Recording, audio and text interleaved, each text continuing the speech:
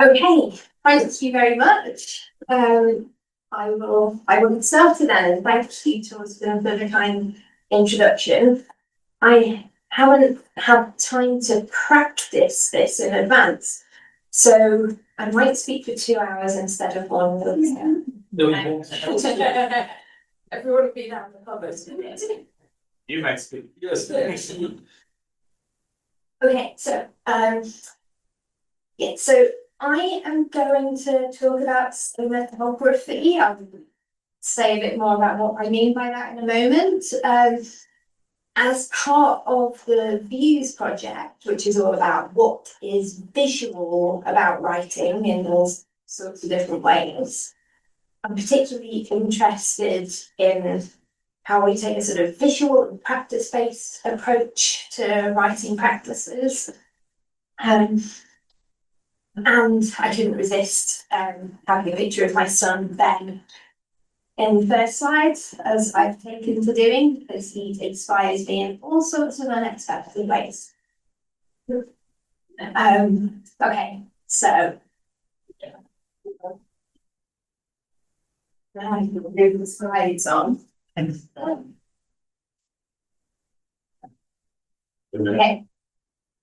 So what do I mean by sematography? Okay. Here's a linear B tablet on the left and a linear A tablet on the right. Essentially, I'm talking about these things. So particular signs in the two scripts and the way they're used, or one script, depending how you sort of think about it.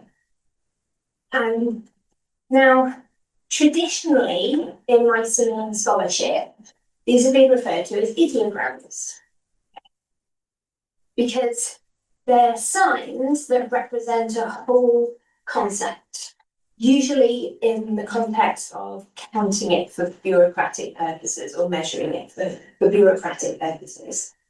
Okay, so an ideogram is a sign for a concept. After a while, some people in my scholarship started calling them logograms. A logogram essentially being a sign for a word, and you can see how those are overlapping ideas. Okay, there was disagreement. So essentially, the difference would be that an ideogram implies a direct association between the sign and the thing that it's standing for, without necessarily having recourse to a word for it. Whereas a logogram would be a sign for the linguistic unit for the word itself. People have then worried a little bit about what we should call these entities. Sematography is a term that has been used sometimes. So recently, Nagazata Sagta has talked about kind of the sematographic component of linear B, but sematography has quite a lot of baggage because it's a term that Ignace Gallon used in his sort of evolutionary model of writing systems. So he contrasted sematography, which he saw as primitive, with glottography and phonography, which are more advanced in his view. So maybe that's not the best term. A voice of sense in this whole debate, I think there's been that Nicholas Petrakis, who has written a couple of really interesting articles. In one, he uses the term non-phonograms. Okay, so these are the components of the linear B, potentially also the linear A script, that are not phonographic, so they don't stand for sounds. Okay, that's all well and good, though it would also include other kinds of signs like numerals and measurement signs, for instance. He uses the term object signs as well, which I think is quite a nice one, but not all of the entities referred to are objects. Some of them are animate, some of them are people, some of them are animals, and so on. So lots of difficulties. So shall we just call it the sematograms? That has a nice pedigree in my semological study because it's a term that Emerson Bennett used quite early on in my semological scholarship. when he was sort of discussing the different kinds of signs and the role that they played in development. And essentially it's the same as sematography, right? But just derived slightly differently. I'm going to, I don't want to get too bogged down by the terminology, okay? But I'm going to spend the talk calling them sematograms as a kind of experiment, and then we'll see how we feel by the end. And we'll see that this does actually turn up some interesting issues, okay? But the real question, and this is something that Petrarchus also talked about a lot in the article that I mentioned. Oh, I haven't passed around my bibliography. There is a bibliography, which I'll get the file for the online audience while I'm speaking, hopefully. I think I can manage that. So what Petrarchus basically said is that it's not really what we call them or exactly what they represent that matters, it's the function of science that's important. And I very much share that opinion. Just getting the bibliography for the online audience. That's it. So, okay, there you go. So the question is, what do these signs do? How do they kind of behave in texts? And what writing practices do they reflect? And why does it matter? Okay, so one of the reasons why it matters is that it matters within my semological scholarship, but it kind of matters more broadly as well. So many people working in grapholinguistics today, which is a term that is sometimes used for the study of writing, particularly the kind of linguistic study of writing. Many grapholinguists see writing as necessarily orthographic, and they count only phonography and morphography. Okay, so phonography is representing sounds, so single sounds, whole syllables, but it's representing sounds. Morphography, representing whole morphemes. Okay, now Chinese writing has been a bone of contention in all this. It used to be the traditional outlook was that Chinese writing was essentially logographic, and that has been replaced with an approach that really seeks to avoid sonographic exceptionalism and to bring Chinese writing kind of a bit closer to the way we describe other writing systems. So the term morphography is going to be used where a word is a morpheme, but also various kind of other elements of them are also morphemes. And there is some recognition that writing systems may have changed over time, and that earlier Chinese, so particularly classical Chinese, when might have truly been logographic, but modern grapholinguists, I think, are very much inclined towards describing today's writing systems rather than looking at the historical dimension. So you then often hear that sort of these early writing systems work in a different way, but without too much specifics, do feel free to close the window if you put that in. So we've got some traffic noise. So this kind of way of defining writing leaves sematography, of which logography is kind of usually seen as a component, outside of the definition of writing. And that's why it's important to really think about these things and how they work in different scripts. So that's one of the reasons why I'm interested. So the narrow definition of writing would be that it just consists of phonography and logography. But what about sematography? And we'll return to that question at the end, once we've had a look at linear A and linear B. Okay, so we're going to start with linear B. Linear B is the writing system of the Mycenaean administration, so around the 14th and 13th centuries BCE in Crete and in mainland Greece. And almost everything we have are bureaucratic records. I'm going to talk pretty exclusively about tablets because tablets are where we see more signs interacting with each other. We can look at features of layout more easily. The key thing about Linear B is that it's deciphered. It represents the Greek language, and that means that we have a much better chance of understanding the content of documents and understanding the roles played by individual signs. So here's a fairly typical looking Linear B palm leaf tablet. So a smaller one of the sort that records a single transaction. And we can see a fairly typical layout here where you have words written out in syllabograms first. Then you have a logogram and a numeral, and then another logogram and a numeral. Those logograms, I've called them logograms here, and I said I'd keep calling them sematograms. And I think I borrowed this slide from a previous presentation I've given. Okay, so we have a sematogram and a numeral, and another sematogram, another numeral. You might also have signs referring to weights and measures, depending on what kind of entity is being encountered, because some of them need to be measured, for instance, as dry weight or as liquid weight. But this kind of layout, where the sematograms kind of have their own slots, is very typical of Linear B. And two important points to note is that, well, as I've just said, the sematograms come after the syllabic sequences with their own kind of slot.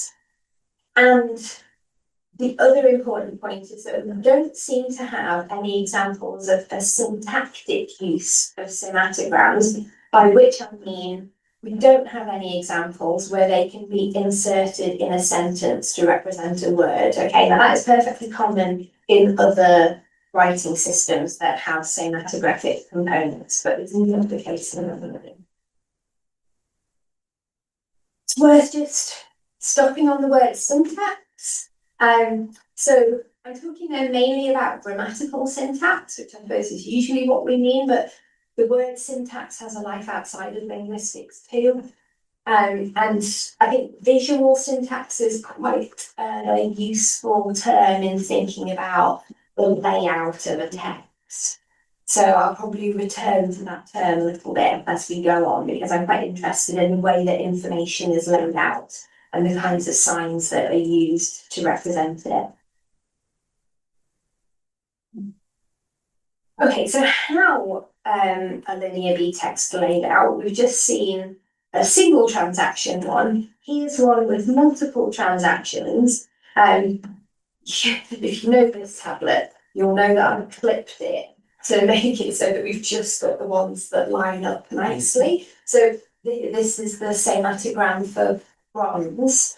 And you can see that the writer of this document has really made an effort to make the sematograms line up, even when the words before are of slightly different lengths. And that means that the measurement signs and the numerals also add up.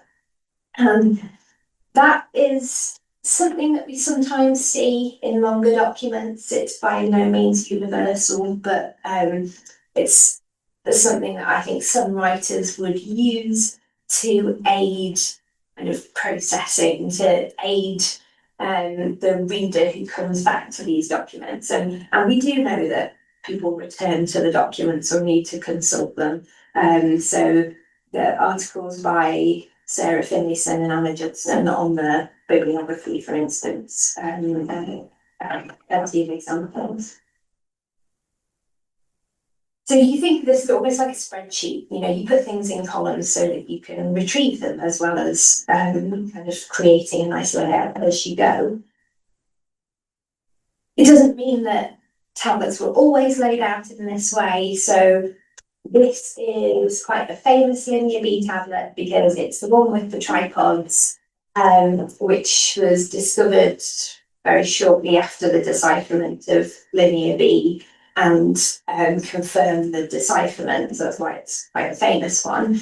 And we have a number of sematograms there representing tripod cauldrons and various kinds of vessels. Well, one kind of vessel really, well, more than one, but there's one that only differs in its number of handles, which the writers has represented in each case.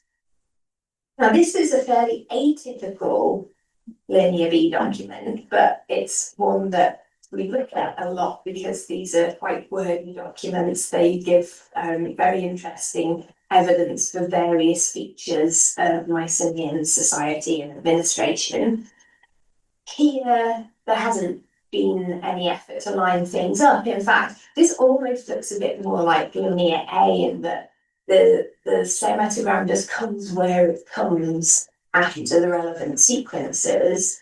Other than sequences not carrying over the line, which does happen in, well, at least in linear A, you can have the sematogram and numeral or only the numeral on the next line. You don't get that in this kind of tablet in linear B. But this is a special kind of tablet because it comes from a series where individual items are being described in terms of their fabric, their condition, sometimes decoration.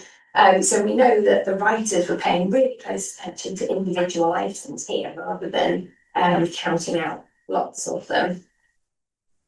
So it seems as though writers were using the resources they had in different ways depending on what they were writing about.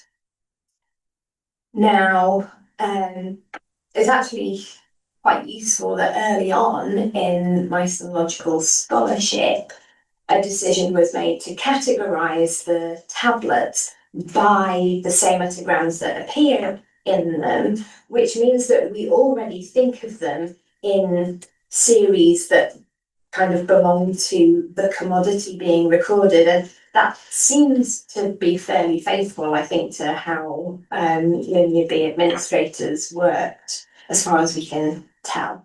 But that's a much more complex topic that I'm not going to try and talk about today.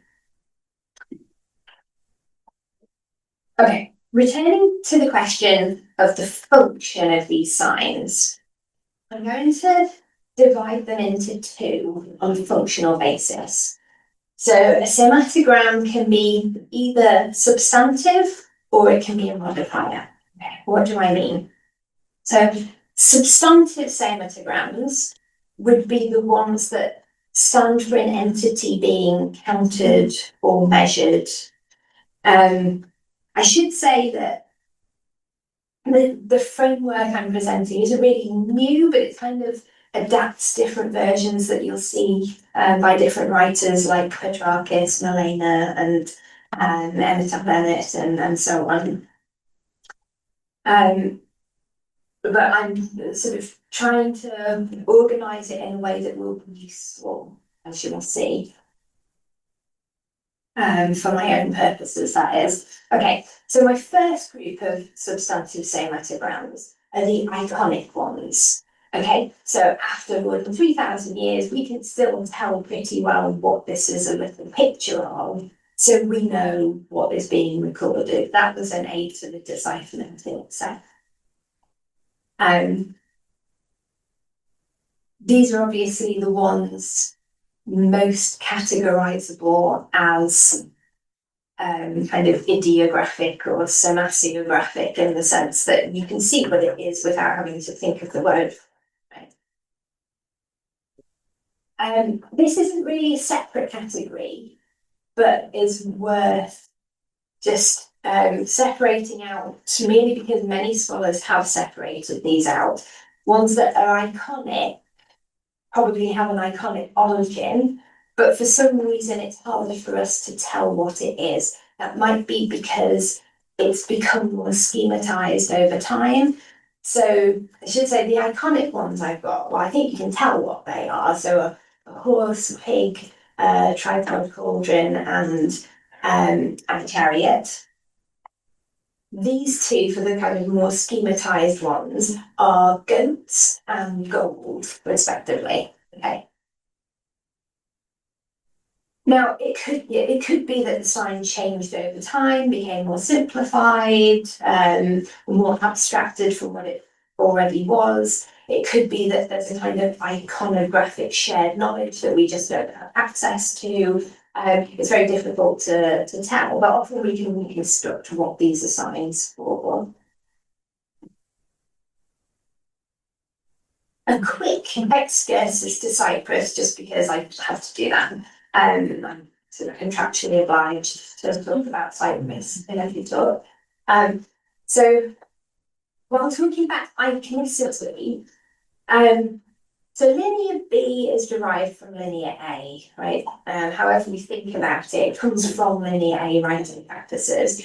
In Cyprus, Cypro-Minoan also comes from linear A in some sense. I've been thinking for years about, what makes Cypro-Minoan signs so kind of different looking from the linear A and B ones. And the complete loss of iconicity, I think, is one of the biggest features there. So in Cypro-Minoan signs, pretty much none of them can be interpreted as a particular thing, a particular animal or whatever.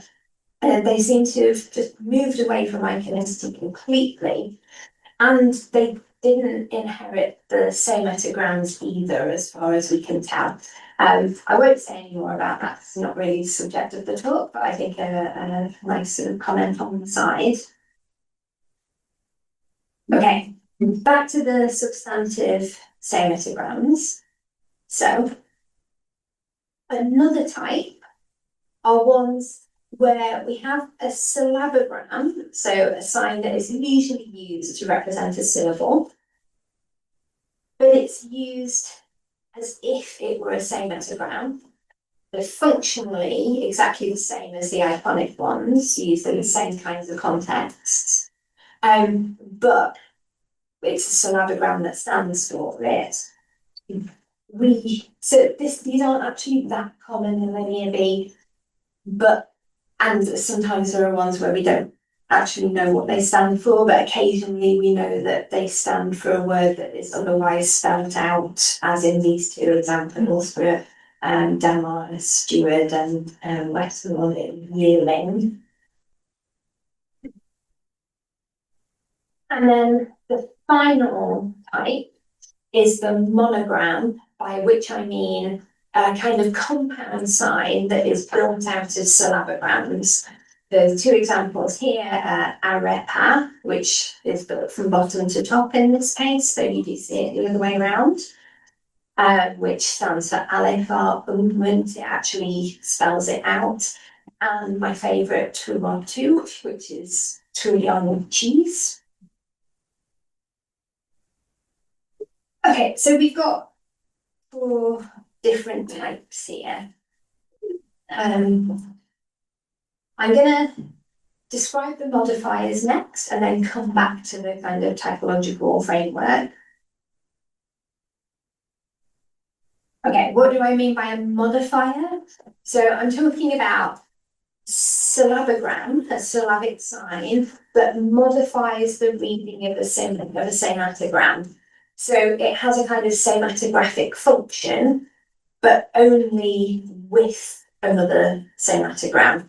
And in linear B, these are pretty much always syllabograms. I'll come back to an exception in a moment. And you see them done in 2 different ways. So they can be placed before the sematogram, when they're often termed adjuncts, or they can be somehow incorporated into or joined to the sematogram, where it's a kind of compound sign, or sometimes people say ligature. So here, Taylor plus te, and we know that te stands for a sequence that is written out elsewhere, tepa, which is a type of clause.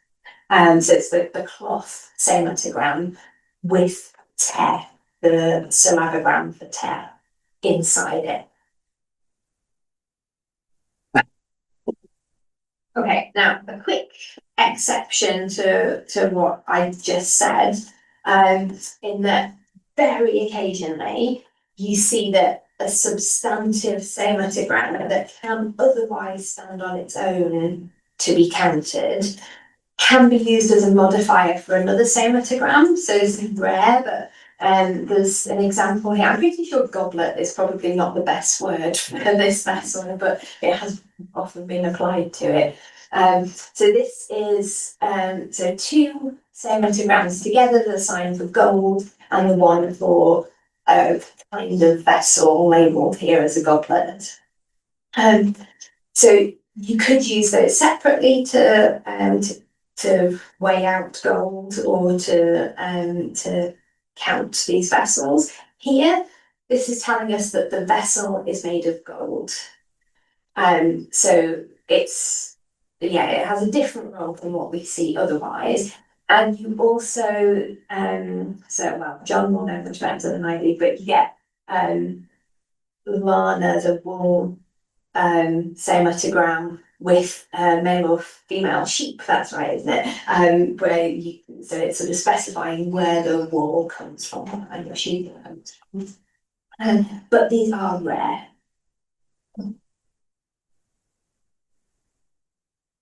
Okay, another tablet that complicates my functional framework slightly is this one from Myceni, which represents herbs and spices. Now, you might not be able to see them as well in this version. I just wanted you to see the layout. So in the top line, we have arom is the sematogram for herbs or spices. And it has a small ka, a syllabogram, before it. We know that specifies coriander, which can be spelt out completely in some tablets. Then further down, so there are a number of different herbs and spices in this record, one of which is coriander, and it is represented by the syllabogram ka on its own, not arom with ka, as in the top line, but just ka on its own, which looks as though the writer is kind of changing exactly how they represent the entity as they go along. So perhaps they decided just not to add the arom every time. And then, so this tablet also has other syllabographic abbreviations. So there's Q for cumin and Sa for sesame and so on. So it's not all about coriander. But what is really interesting though is that, we might say, well, ka plus arom is functionally equivalent to ka on its own. They basically do the same job.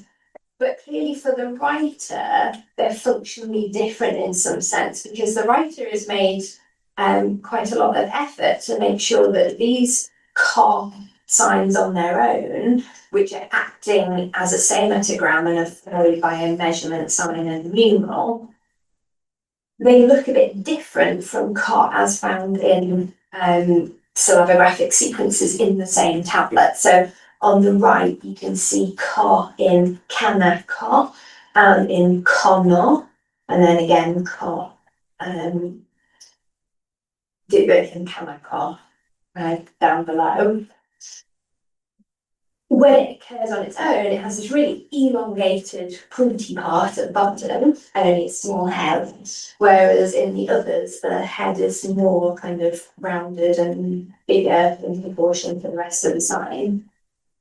So it does look as though the writer is really thinking, well, when I use this as a sematogram on its own, how can I make sure that it's clear what I'm doing there?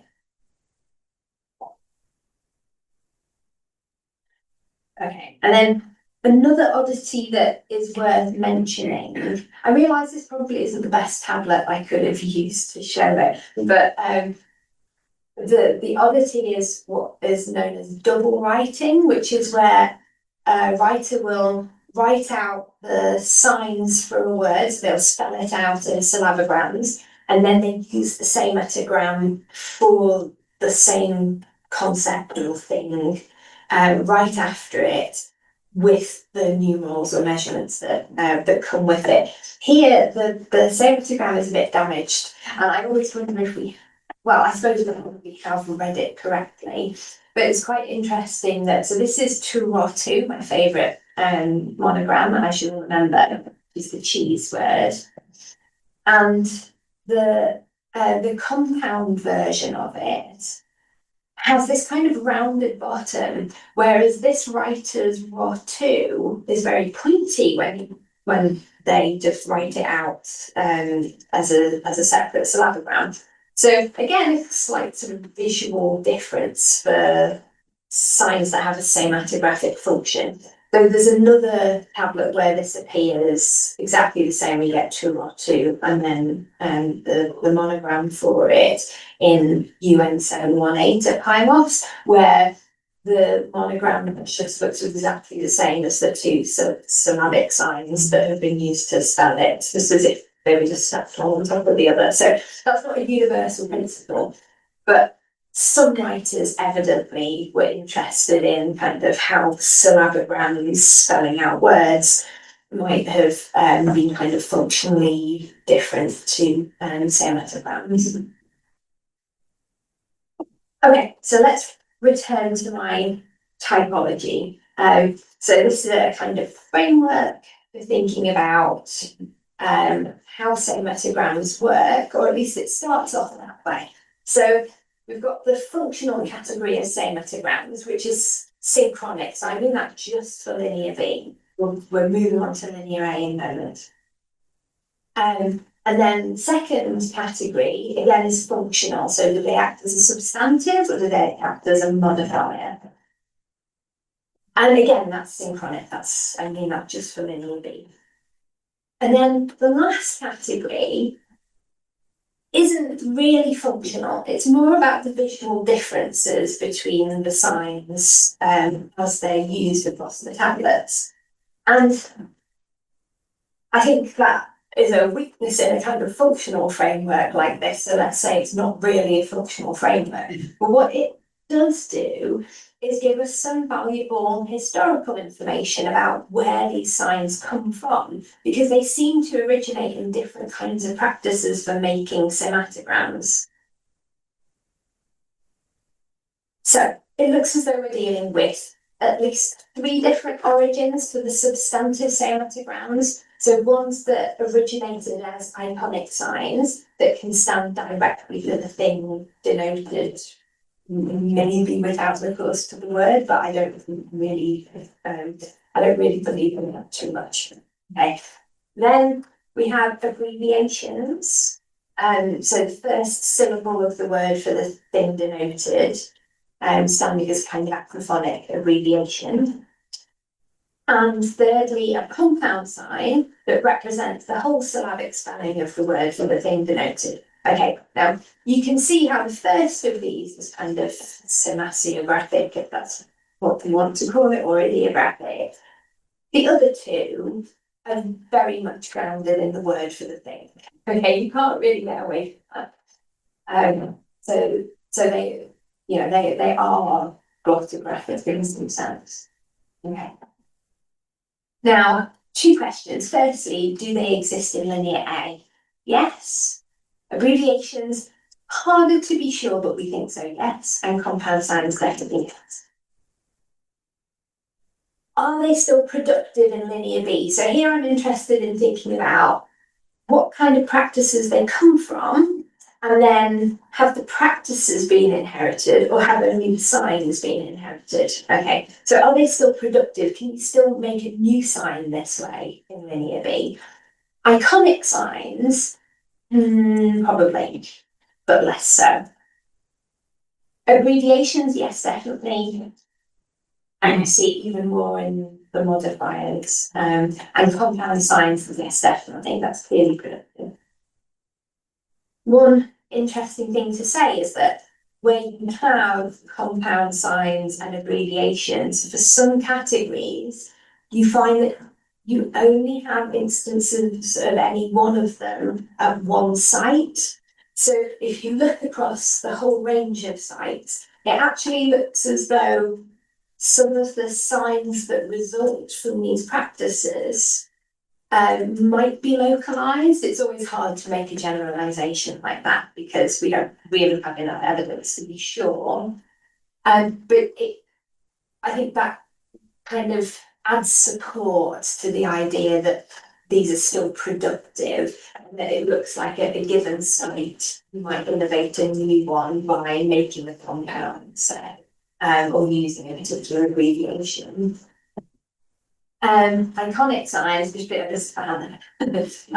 So the one on the left, which has this arb tree sematogram, which has these three completely different forms. Both of these are from Knossos, and so maybe sort of fairly early, still producing kind of iconic signs, but it looks as though there's been an effort here to create a sign that look like something specific, right? Even if it is a bit of a mystery, but I'll leave that to Hannah to work on. And then on the right, this is basically just to illustrate that signs for vessels are again ones where we see some maybe new ones turning up or some quite idiosyncratic ones. So this is a bull's head right-on. It's not a bull's head, it's a bull's head right-on, it's a vessel. And a cup that looks just like the Vaffio cup, if you've heard of that. Okay, but we don't see lots of new iconic signs being produced in Linear B, as far as we know, but we don't have a perfect match with the ones we know from Linear A either. So it's a little bit difficult to extrapolate from Linear A because the quality of the evidence is not as good as for Linear B, as we'll see. And then the modifiers may also have different origins. So placement before a sematogram, it's really difficult to tell if that's happening in Linear A or not, as we'll see. But compounding is really alive and well. So compound signs involving syllabograms and sematograms have a long history in Linear A, as do ones involving syllabograms and other syllabograms, and ones involving sematograms and other sematograms, as far as we can tell. So let's move back to Linear A now. Did Linear A sematography work the same way as Linear B sematography? Well, problem with Linear A, which is the writing system of the Minoan administrations, so particularly around 17th to 15th centuries BCE. And we also should remember that firstly, we don't have as many documents. Secondly, the documents are far shorter than your average Linear B document. Thirdly, they come from smaller local administrations rather than one big centralised one across Crete. And fourthly, it's undeciphered, so we don't understand what it says. But apart from that, we can say. So in order to tell whether something is a sematogram, we need it to co-occur with numerals and fraction signs. Linear A has fraction signs, where Linear B has measurement signs. I won't try to explain that, it's just a thing, but that is something that changes from one to the other. And then secondly, full similarity with Linear B sematogram. So if something is a sematogram in Linear B, and we find something that looks like it in Linear A, then hopefully we're dealing with something similar. Just be kind of it. Okay, now, what do you get in Linear A? You get the iconic sematograms. So here there's another bull's head right on down at the bottom there, a little person, and another kind of vessel. The smiley face is a fraction side. The smiley face on its side.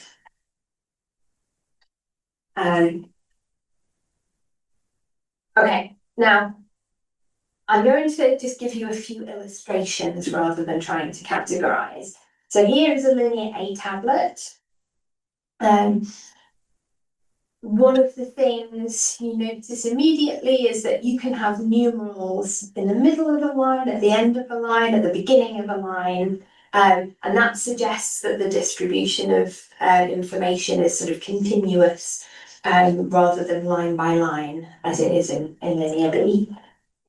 I've highlighted on the left the syllabogram E, which is followed by a numeral 30, which might mean that it is therefore an abbreviation, an acrophonic abbreviation, so it's that kind of sematogram. And then the red box on the right, that is the wall sematogram, and that, did I mention it earlier? I can't remember, but this is ma plus ru, so it's built like the monograms I described in linear B. This one is continued into linear B, so this one has a long heritage, and we have it in linear A, and we have it in linear B, and this is a word for wall. Okay.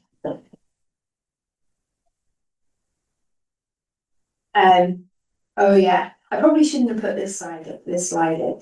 This is a bit provocative, but it's been suggested that you might occasionally get something that looks like the compound sematograms kind of in iconography. So the skirts of these dancing figures this is a Larnax from Tanagra. It could be the tailor plus te. Now you laugh. It was, well, I was going to say it was Marie-Louise Noche who suggested it. She just kind of raised it as a very hypothetical thing, which is exactly what I'm doing now. But there's this shard from Tel Halor in Israel that has a possible linear A inscription, and it has what seems to be the Tela plus Te sematogram combination, and it looks pretty much exactly like that. So might it be, I take this slide with a big pinch of salt, okay? And on the right, this sort of Minoan handbag with, so you get axes in the Minoan iconography all the time. It's probably not just it's the sign for it's probably not just everywhere. But here, the two little lines sticking out the top do make it look a bit like a ligature with na, okay, like that, na. Probably not.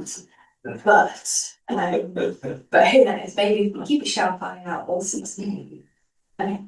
Right. Now, two particular points I want to not miss are that, so firstly, because we don't understand the sign sequences, there's probably lots of names in there, words of Minoan origin that we don't have any kind of other access to. When we see a syllabogram before a numeral, there's a tendency to separate out the syllabogram and say, well, that is acting as an abbreviation, and whatever is before it is not attached to it. So this key here is that an abbreviation. So you have a word, Yeti, but this was going to be my Star Wars reference. So it's a Jedi with 10 kyber crystals. And then, or might this be Yeti key? And you can just count that thing that has been named as a whole word. Very occasionally in linear B, you do have numerals that come with a sign sequence, but it's rare. In linear A, it's just really hard to tell. So conversely, so that's the arum sign, which you might recognize from earlier. So in linear B, that is always a sematogram, the one that's highlighted, and is the arum sign, the one for herbs and spices. In linear A, it can occur in the middle of what otherwise looks like a syllabographic sequence. In that kind of case, should we assume that it's a syllabogram? And often people do, and you get this with others like the Weir sematogram can do this, the one for wine can do this, just appear in syllabographic sequences. But I think for this particular tablet, I think there's another possible reading. So there are 3 syllabic signs, then the grain sematogram, and then, so this is, I mean, there is no official transcription for linear A with the sign values, okay? But usually it would be assumed that this is do, then sign 1, 2, 3, which is the Allen sematogram, then A. Is that what's happening here, or is it the grain sematogram plus do, which is really close to it, and the herbs and spices sematogram plus A, which again is really quite close to it. So maybe what's being counted here are units of some kind of compound. Maybe it's a recipe for something. I don't know what, and it's for units of it being counted. I don't know. I don't really have any proposals beyond that, but I think there are multiple ways of trying to understand the sequence. Okay. So that raises some interesting questions. We've seen that linear A tablets are significantly different from linear B tablets in ways that go beyond their size and their shape and the amount of information contained. So they seem to be laid out as continuous text, for instance, and identifying sematograms and their roles is really quite difficult. So we could say the visual syntax of a linear A document is quite different from the visual syntax of a linear B document. And those kinds of issues lie at the heart of another big assumption about linear A, namely that it's messy. The writers weren't doing anything they were particularly proud of. They would have written them up as fair copies on parchment or something like that. You get these suggestions in scholarship all the time. Okay, now I'm just wondering whether maybe that's an anachronistic way of looking at it, and we should try and think what are the positive ways for laying out the tablets the way they do. And that would mean that Greek, Mycenaean, linear B users kind of invented these neat layouts. Okay, is there another way of thinking about it? So we're coming to the sort of thing. Right, here, a linear A inscription from a completely different context. This is a religious one, in sort of religious context, what we call a libation bowl or a libation vessel, from Cassini. And this belongs to a wider kind of inscriptions on similar objects that are non-administrative as far as we can tell, seem to belong in a religious context. And we know it belongs to this broad group because the group has, so we call it the libation formula, and each inscription of this type has shared features, particularly words that turn up. So in this one, Ataki 301, why yeah, so we don't know what 301 is meant to sound like, and Unakanatsu. So thank Dr. Merton for letting me borrow his table. So the line at the top where you don't really need to be able to read it. The idea is to kind of lay it out. So you can see the columns show shared terms. I've truncated it a bit to chop some off. But they show shared terms from the different inscriptions with the so-called libation formula.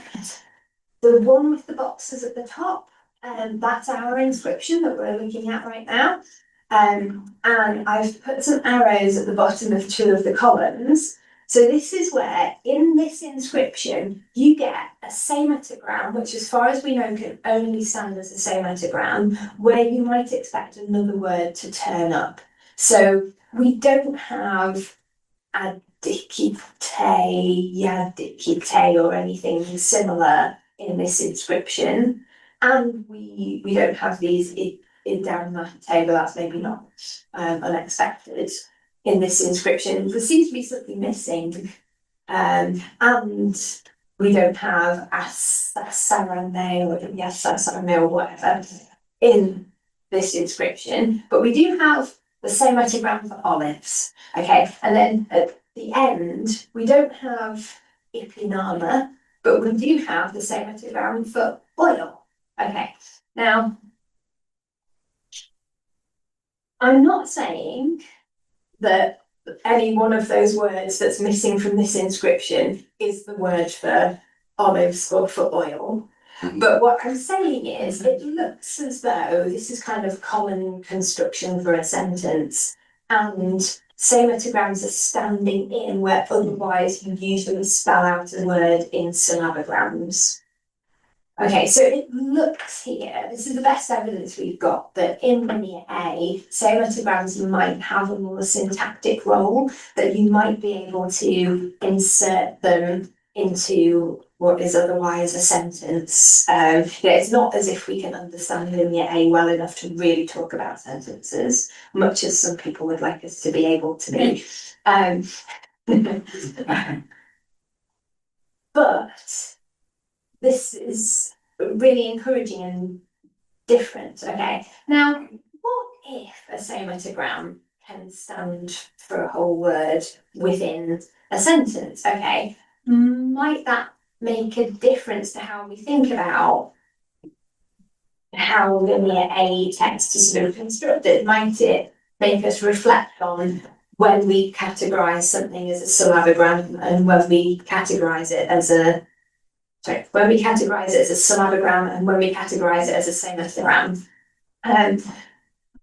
This is very much kind of work in progress. Linear A is very much work in progress. Well, for us, not the people who wrote it, unfortunately. We've seen that linear A and linear B seem to have different kinds of visual syntax. Another question is, do they have different kinds of grammatical syntax? Because they represent different languages, right? We don't know exactly how the construction of sentences works around the recording of information.